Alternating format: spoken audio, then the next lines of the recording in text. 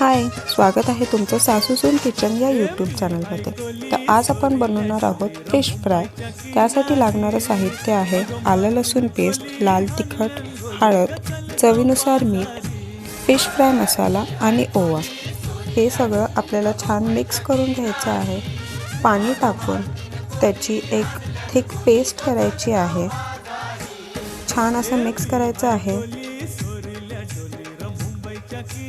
ज्याच्यात काही गाठी राहू नये मसाल्याचे। आपण इथं फिश धुवून घेतलेला आहे। धुतलेल्या फिशला छान असं मसाला लावून घेऊयात आपण सगळीकडे।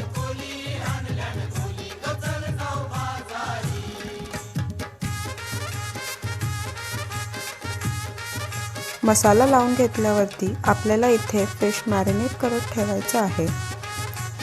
त्यानंतर आपण रवा घेतलेला आहे, त्यामध्ये मीठ, थोडंसं लाल तिखट आणि मग फिशला त्याची कोटिंग देणार आहोत।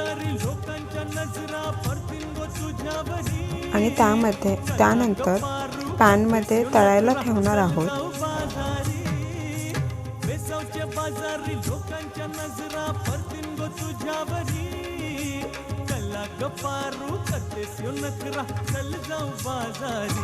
वरतून आपल्याला तेल सोडायचं आहे फिशवरती।